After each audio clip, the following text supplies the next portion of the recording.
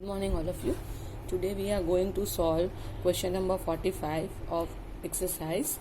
Now, in the previous video, you have seen that when you are having adjustment on provision for tax, then how you have to solve the question. Now we are going to see that if you are having adjustment on assets, so how you have to solve. जब भी asset पे आपके adjustment होते हैं तो हमें वो पुराना वाला रूल फॉलो नहीं करना है कि असेट में इंक्रीज हो तो परचेज करना है और डिक्रीज हो तो डेप्री. You have to prepare the account of an asset. Now over here I can see tangible assets, note number 2. So tangible assets, I can see in that you are having machinery and accumulated depreciation. Suppose अगर आपके पास इस पे adjustment नहीं है, सो आप कैसे करते हो, असेट की वैल्यू 20 लैक्स में से 25,40,000 हो गई तो आप इसको purchase of asset investing activity में माइनस कर देते हो डायरेक्ट. एंड अक्यूमुलेटेड डेप्रिसिएशन का जो चेंज आता है उसको हम ऑपरेटिंग एक्टिविटी में प्लस कर देते हैं और बुक वैल्यू को हम इग्नोर कर देते हैं, right. But right now you are having one adjustment on depreciation on asset. So now what you have to do? अब whenever you are having adjustment on asset, at that time आपको balance sheet में asset पे पूरा cross ही लगा देना है. मतलब ये आइटम्स आपको अकाउंट में लेनी है, इसके डायरेक्ट इसको कंसिडर नहीं करना है. So put a cross right on this item. Now what you have to do, जो भी असेट है उसका अकाउंट ओपन होगा. It is machinery account and accumulated depreciation account. Now accumulated depreciation account is also known as provision for tax account. Provision for depre is also called as provision for depreciation. So I have to prepare two accounts, machine account and provision for depreciation account. So what I will do now, I will prepare working note. You can prepare it in a rough also. Working note, then machinery account. The format will be same as it is a ledger's format. Okay.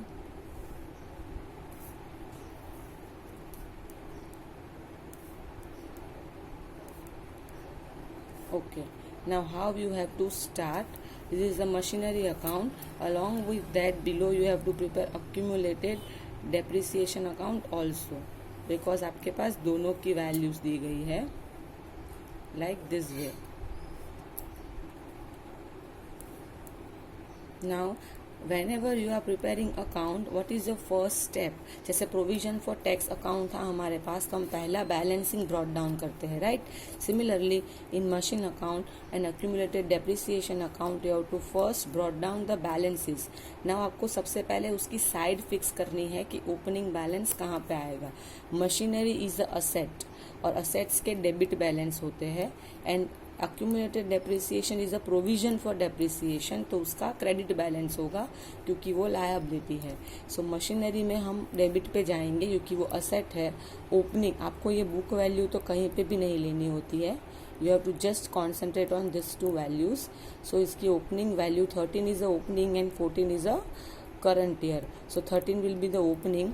यहाँ पे लिखेंगे to balance brought down, क्योंकि ये asset है इसलिए यहाँ पे आएगा ओपनिंग बैलेंस. अब यहाँ ओपनिंग है तो ऑब्वियसली इस साइड पे यहाँ पे क्लोजिंग आएगा by balance CD, closing balance and current year. So opening balance is 20 lakhs and closing balance is 25,40,000.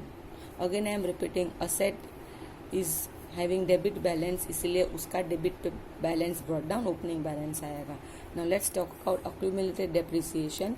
Accumulated depreciation 1 lakh है और 4 lakhs 3 lakhs है एंड 4 lakhs है, राइट. अब ये प्रोविजन है तो प्रोविजन फॉर टैक्स के जैसे इसका बैलेंस क्रेडिट पे आएगा. ये सेम आपका प्रोविजन फॉर टैक्स जैसा ही बनेगा. बन जाने के बाद आई कैन एक्सप्लेन यू. यहाँ पे ओपनिंग है सो यहाँ पे आएगा to balance CD, closing balance आएगा जो आपका 4 lakhs है. डन. अब आपको इसमें से और कुछ नहीं लेना है. ये बुक वैल्यूज तो कहीं पे नहीं आएगी, इन दोनों की वैल्यूज हमने अकाउंट में ब्रॉट डाउन कर दी.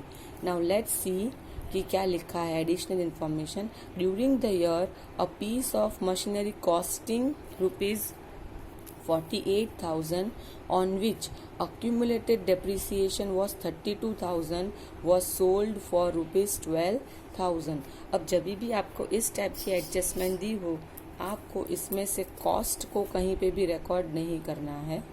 ये कॉस्ट जो दी है वो कहीं पे नहीं आएगी, क्योंकि ये कॉस्ट जो 48,000 है वो ऑलरेडी आपके ओपनिंग बैलेंस जो 20 lakhs का है उसमें से इंक्लूड है।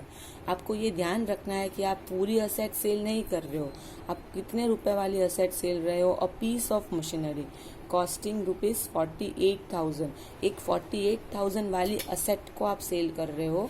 सो 48,000 इज अ कॉस्ट, और ये भी आपका जो बैलेंस ब्रॉट डाउन है वो भी कॉस्ट ही है। सो ये 2 lakhs में आपका 48,000 ऑलरेडी इंक्लूड है, इसीलिए आपको ये एडजस्टमेंट्स में से 48,000 को कहीं पे भी रिकॉर्ड नहीं करना है। ऑलवेज ये आपको ध्यान रखना है कि कॉस्ट को आपको लेना नहीं है। नाउ सबसे पहले मैं आपको बता दूं कि मशीनरी अकाउंट असेट को जो चीजें कम करती है, डिक्रीज, वो क्रेडिट पे आता है, डिक्रीज। और असेट को जो वैल्यू बढ़ाएगी, इंक्रीज, वो डेबिट पे आएगा, क्योंकि ये रूल है। असेट डेबिट्स आती है तो जाती है तो वो क्रेडिट होती है रियल अकाउंट के रूल के हिसाब से, दैट्स वाई। तो अब असेट कितनी चीज़ों से डिक्रीज होती है? एक तो अगर आप उसको सेल कर दो तो बाय बैंक सोल्ड आता है, फिर सेल होने से लॉस होगा तो बाय P&L लॉस, एंड फिर बाय डेप्रिसिएशन। अगर आपने डेप्री लगाया होगा तो डेप्री की वजह से असेट कम होगी। दीज आर द 3 रीजंस कि जिसकी वजह से आपकी असेट कम होगी, राइट। और अगर असेट इंक्रीज कब होगी? अगर सेल करने से प्रॉफिट हुआ तो, राइट, और या आपने कोई असेट नहीं परचेज की हो तो, to bank purchase, so it becomes easy for you. So balance brought down and balance carried down के अलावा भी असेट अकाउंट में ये और 5 things you have to write. But sometimes ये जो 2 है, प्रॉफिट एंड लॉस, 2 में से कोई एक ही हो सकता है, क्योंकि सेल करने से या प्रॉफिट होता है या लॉस। अगर लॉस होगा तो प्रॉफिट नहीं होगा, प्रॉफिट होगा तो लॉस नहीं होगा। और ये same, if you can see, same like your asset account जो हमने डेप्रिसिएशन चैप्टर में सीखा था, राइट। जो अगेन आई एम रिपीटिंग, जो असेट की वैल्यू को कम करता है वो यहाँ लिखना है, और जो असेट की वैल्यू को बढ़ाता है वो डेबिट पे लिखना है। सो सेल, लॉस एंड डेप्रिसिएशन से असेट की वैल्यू कम होती है, एंड प्रॉफिट एंड परचेज से असेट की वैल्यू इंक्रीज होती है। अब हम इसको फील करेंगे। एज आई सेड कि आपको कॉस्ट को कहीं पे भी नहीं लिखना है। अब 48,000 वाली असेट्स ऑलरेडी 2 lakhs वाले में इंक्लूड है, on which accumulated depreciation was 32,000। now accumulated depreciation, तो ये कहाँ पे है मेरे पास? asset account में ये रहा, by accumulated depreciation। so I will write over here 32,000 was sold for 12,000। आपने उसको 12,000 में सेल कर दिया, तो 12,000 will come here, क्योंकि सेल किया है ना, सोल्ड, पैसे आएंगे। सो यहाँ पे आएगा 12,000, राइट। नाउ अब प्रॉफिट है या लॉस वो आपको फाइंड करना है। So how you will find? Now look at this carefully. Always profit और लॉस आपको फाइंड करना है। कॉस्ट लिखो असेट की, उसमें से डेप्रिसिएशन माइनस करो, और कॉस्ट में से डेप्री माइनस होता है तो बुक वैल्यू मिलती है, और बुक वैल्यू के बाद ही आप उसको सेल वाली वैल्यू लिखो, तो पता चलेगा प्रॉफिट है कि लॉस है, राइट। तो कितने वाली असेट हम सेल कर रहे थे? कॉस्ट क्या थी उसकी? 48,000, जो हमने कहीं पे भी शो नहीं की है, वो 20 lakhs के अंदर इंक्लूड है। 48,000 पे 32,000 डेप्रिसिएशन था, राइट। सो 48 में से 32 if you will minus, you will get 16,000, right. और ये 16,000 क्या हो गई? Book value. अब ये 16,000 वाली को आपने 12,000 में सेल कर दिया है, राइट। सो 16 वाली और 12 को अब कंपेयर करना है। आप 48,000 और 12,000 को कंपेयर नहीं कर सकते हो, क्योंकि 48,000 कॉस्ट है, आपको उसमें से डेप्री पहले माइनस करना पड़ेगा, then you will get book value. So अब 16,000 आपको मिल गया। अब इसको कंपेयर करो सेल से। सो 16,000 वाली 12,000 में सेल की तो 4,000 का आपको लॉस हो रहा है। सो अब ये लॉस आपको यहाँ पे, ये रहा बाय P&L लॉस, ये आपको यहाँ पे लिखना है 4,000। अब लॉस है तो नेचुरली प्रॉफिट नहीं होगा, इसलिए प्रॉफिट में आ जाएगा dash, again I am saying कि आपको लॉस या प्रॉफिट ऑलवेज आपको फाइंड करना पड़ेगा। तो कैसे पता चलेगा? जो कॉस्ट है वो लिखो, उसमें से डेप्री माइनस करो तो आपको बुक वैल्यू मिल जाएगी, और बुक वैल्यू को सेलिंग प्राइस से कंपेयर करो तो आपको पता चल जाएगा प्रॉफिट है या लॉस। तो मुझे इस बार लॉस हुआ है, राइट। ये 12,000 और 32,000 को आपको एडजस्टमेंट में ही दिए हैं, राइट।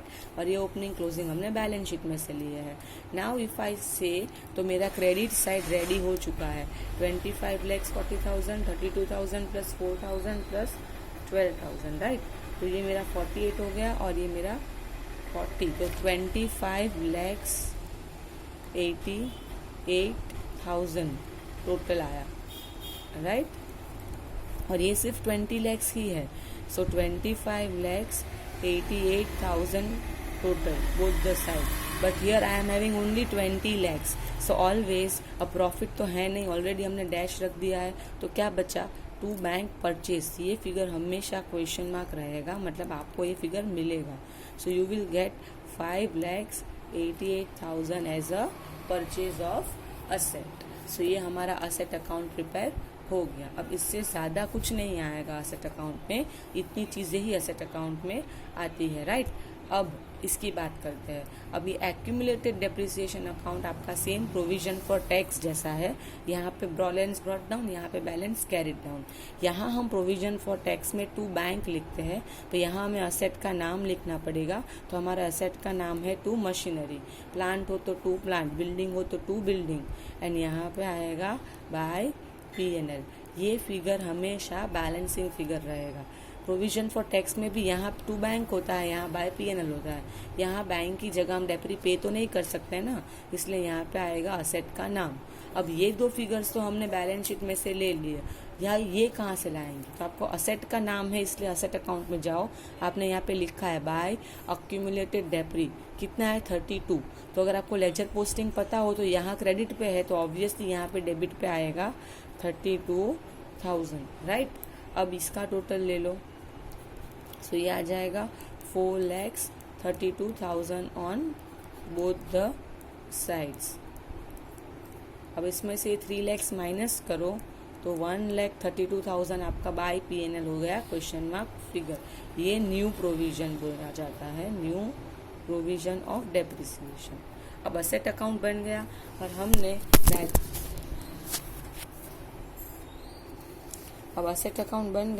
और हमने बैलेंस शीट में से इसको क्रॉस कर दिया था, राइट। मतलब इसमें से कुछ भी नहीं लेना है, अब आपको जो कुछ भी लेना है वो सब कुछ ये अकाउंट में से लेना है। अब ये अकाउंट में आपको 3 चीज़ें पे फोकस करना है।